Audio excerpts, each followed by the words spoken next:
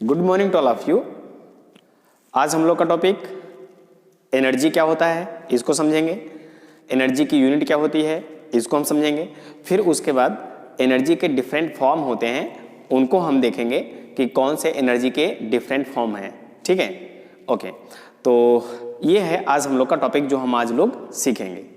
ठीक है, अब देखिए, तो अब हमें एनर्जी को समझना है कि एनर्जी होती क्या है ना।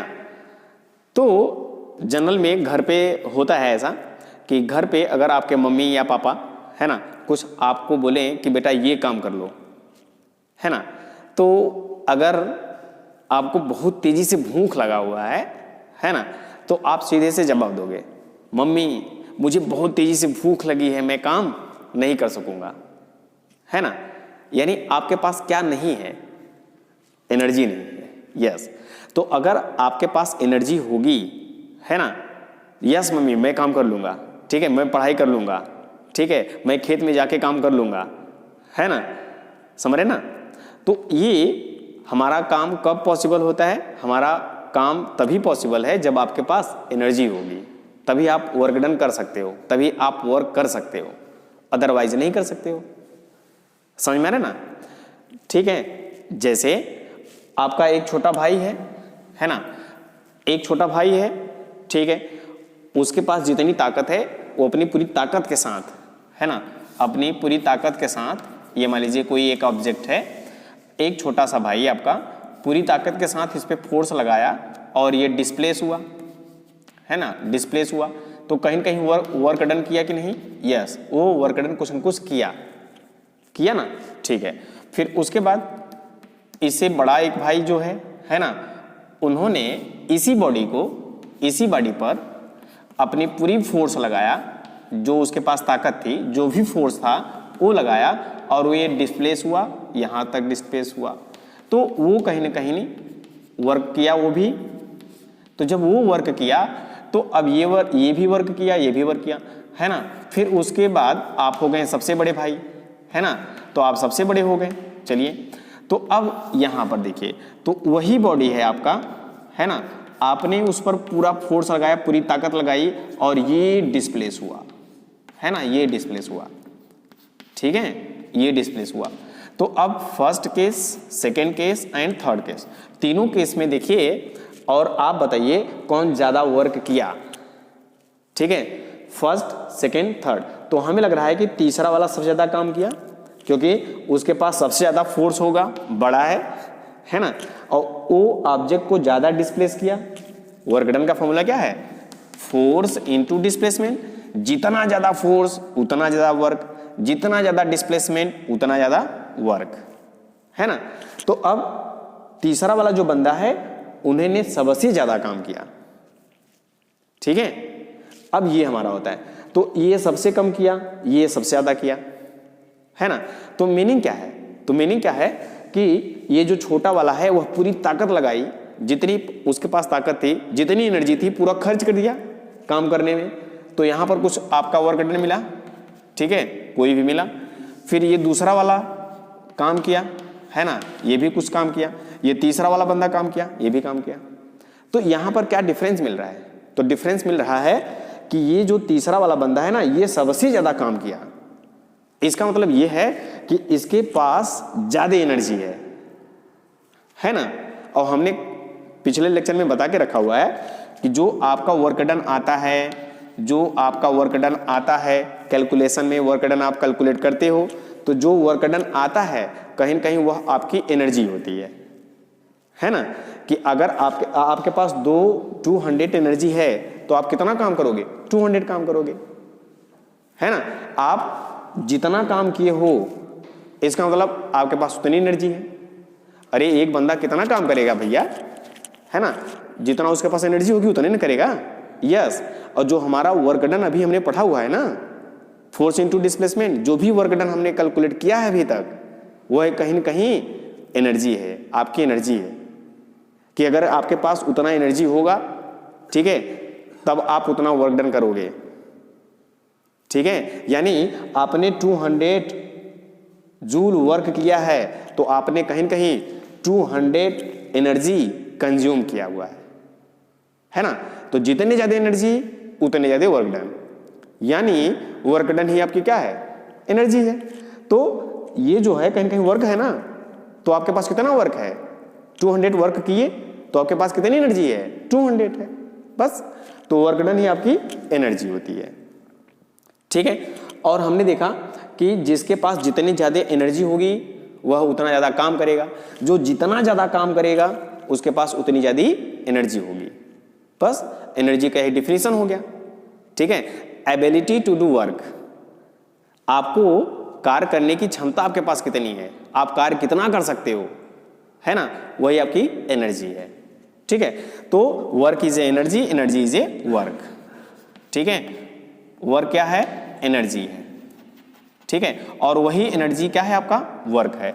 तो यानी आप वर्क करोगे, जितना वर्क आएगा वह आपकी कहीं न कहीं एनर्जी कंज्यूम होगी, उतनी एनर्जी कंज्यूम होगी, ठीक। तो ये हमारा होता है एक एनर्जी, ठीक है। बस एनर्जी का definition ability to do work, ठीक है। ये हुआ आपका एनर्जी का फार्मूला।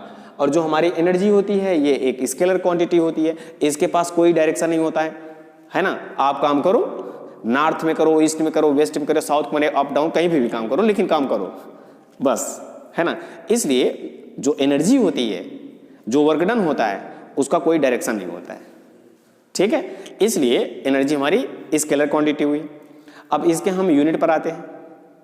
तो जो यूनिट होता है एनर्जी का, जब आपने पढ़ा कि एनर्जी आपका जितना ज्यादा, ठीक है, जितनी ज्यादा आपके पास एनर्जी होगी उतना ज्यादा वर्क होगा, और जो आपका वर्क आया वही आपकी एनर्जी होगी, है ना। तो इसका मतलब है वर्क का जो एसआई यूनिट होगा वही यूनिट, यानी वही एसआई यूनिट एनर्जी की होगी। तो एनर्जी का भी एसआई यूनिट क्या होगा, आंसर है जूल होगा, ठीक है। तो SI unit of energy joule. तो ये रहा SI unit of energy is joule, तो ये हमारा है, ठीक है। तो जूल ये जो हमारी है एक छोटी यूनिट है कह सकते हैं, इससे बड़ी भी यूनिट हम लोग लेते हैं और इसको हम आगे सीखेंगे। अच्छा, इतनी बड़ी एनर्जी को हम लोग वन बोलते हैं, आगे हम लोग पढ़ेंगे, ठीक है। तो इससे जो बड़ी यूनिट होती है जूल से, बस वही किलो जूल, है ना, मेगा जूल, ठीक है, वही हमारा। तो 1 किलो जूल, 1 किलो जूल यानी 1 kJ, तो 1 किलो का मतलब क्या होता है, 1000, 1 किलो का मतलब 1000, और ये रहा जूल, और जिसको आप लिख दोगे 10 के पावर 3 जूल, बस, ठीक है। और 1 मेगा जूल 1 mJ, तो मेगा का मतलब होता है 6 जीरो, मेगा का मतलब कितना होता है 6 जीरो, ठीक है। अब ये 6 जीरो हो गया यानी 10 लाख हो गया, तो 10 लाख जूल हो गया, और 10 लाख को अगर पावर में लिखना चाहोगे तो 10 के पावर 6 जूल हो जाएगा, ठीक है ना। ये हमारी बड़ी यूनिट होती है जूल की, ठीक, ओके। अब फिर हम लोग पढ़ेंगे डिफरेंट फॉर्म ऑफ एनर्जी। तो जो हमारी एनर्जी होती है वो डिफरेंट फॉर्म में होती है, जो हमारा वर्क डन आएगा वही हमारी एनर्जी होगी, ध्यान से सुनिएगा, ठीक है। यानी अभी तक जो हमने वर्क डन कैलकुलेट किया वो कहीं कहीं एनर्जी है। तो इसके पहले अभी हमने जस्ट बताया, अभी भी जस्ट बताया, जो वर्क डन आपने बताया mgh, है ना, इसी mgh वर्क को हम एक एनर्जी का नाम दे देते हैं, जो हमने बता दिया था पोटेंशियल एनर्जी, ठीक है। तो ये हमारी कहीं कहीं एनर्जी है, पोटेंशियल एनर्जी, यस, ठीक है। तो अब एनर्जी के जो हमारे डिफरेंट फॉर्म है वो क्या क्या है, तो सबसे पहले हम देख लेते हैं कि कहीं कहीं एक फॉर्म होता है काइनेटिक एनर्जी, है ना, दूसरा फॉर्म होता है पोटेंशियल एनर्जी, बहुत सारे होते हैं, है ना, kinetic energy, potential energy, electrical energy, ठीक है। फिर उसके बाद होता है हीट एनर्जी, साउंड एनर्जी, है ना।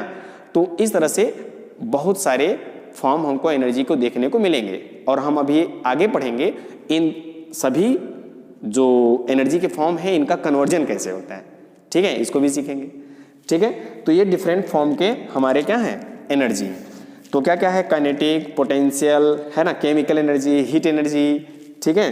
फिर लाइट एनर्जी, सन से जो धूप आती है वो भी हमारी एक एनर्जी है, लाइट एनर्जी, ठीक है। फिर क्या है आपका इलेक्ट्रिकल एनर्जी, फिर न्यूक्लियर एनर्जी, है ना, ठीक है। तो इलेक्ट्रिकल एनर्जी को हम लोग क्लास 10th में पढ़ेंगे, है ना, और न्यूक्लियर एनर्जी हम क्लास 12th में पढ़ेंगे, ठीक है। जो एक न्यूक्लियस के अंदर की एनर्जी होती है वो न्यूक्लियर एनर्जी, ठीक है। तो इस तरह से डिफरेंट फॉर्म होते हैं, अब हम लोग क्या पढ़ेंगे, आज एनर्जी को हमने पढ़ लिया, उनके फॉर्म को पढ़ लिया।